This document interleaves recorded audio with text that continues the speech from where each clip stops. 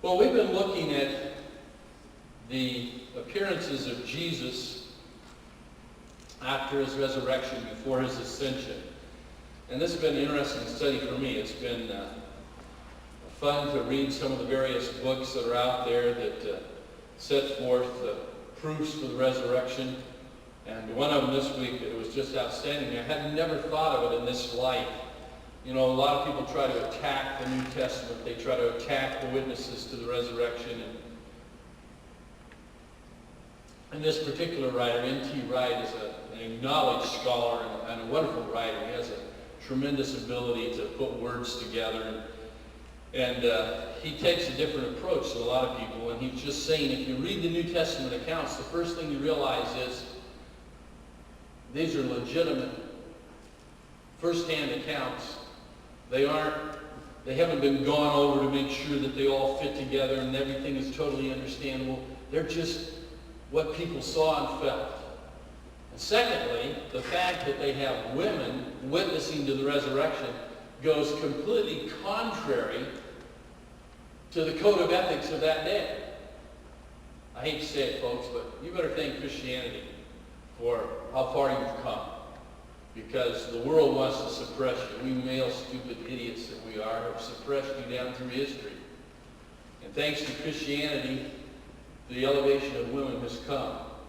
And even in the Old Testament, in Proverbs, we read a great chapter on the dignity of women, working in the home and outside the home, and all that they do. But the fact that the New Testament would have women witnessing to the resurrection is just contrary to everything of that day. For women were not allowed to testify in court, because who would believe a woman? Besides that, their witness doesn't count. And yet here you have the New Testament account, all these women tell about the resurrection of Jesus. And N.T. Wright says, if you don't believe the gospel accounts for any other reason, you ought to believe for that, because nobody in their right mind would have women witnessing to the resurrection unless it was really true.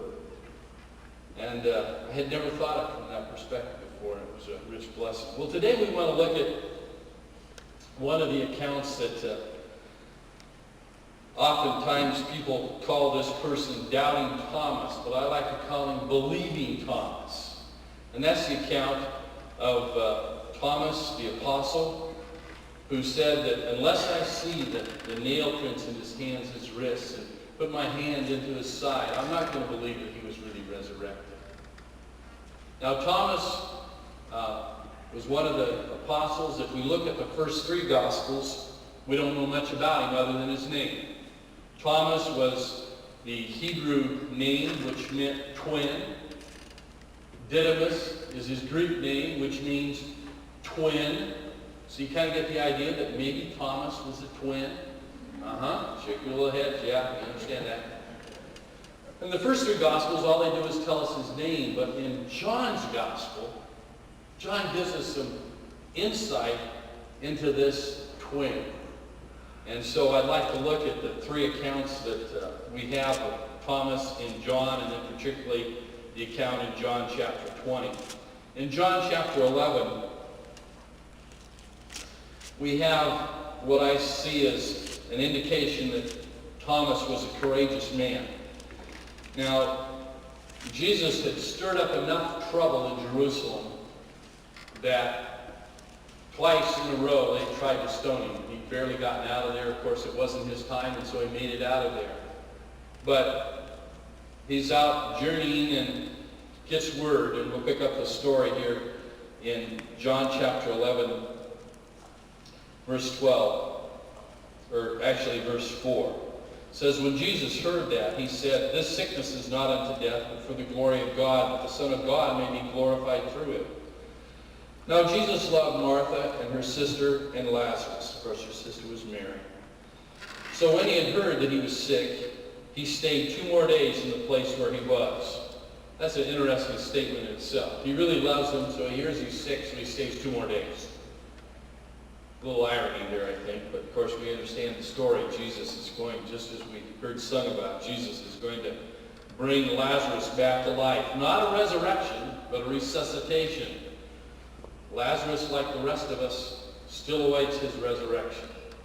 when that great resurrection day will come. It says, now Jesus loved Martha and her sister and Lazarus, so when he heard the news, he stayed 2 more days in the place where he was. Then after this, he said to his disciples, let us go to Judea again. The disciples said to him, Rabbi, lately the Jews sought to stone you, and are you going there again? Jesus answered, are there not 12 hours in the day? If anyone walks in the day, he does not stumble, because he sees the light of this world. But if one walks in the night, he stumbles, because the light is not in him. These things he said, and others after that he said to them, our friend Lazarus sleeps, but I go that I may wake him up. Then his disciples said, Lord, if he sleeps, he will get well. However, Jesus spoke of his death, but they thought he was speaking about taking rest and sleep. Then Jesus said to them plainly, Lazarus is dead, and I am glad for your sakes that I was not there, that you may believe. Nevertheless, let us go to him. Now they're saying, Jesus, don't go. Don't go in the area of Judea. Don't go to Mary and Martha and Lazarus' house, because they're looking out to stone you. Don't go there. And then you have this great statement. Then Thomas, who was called the twin, or then the twin, who was called the twin, said to his fellow disciples, let us also go, that we may die with him. Capital H, referring to Jesus. And so here you have an indication that Thomas was a pretty courageous man. The other disciples are saying, oh, we don't want to go there, Jesus. And Thomas says, man, if Jesus is going, let's go and we can die with him.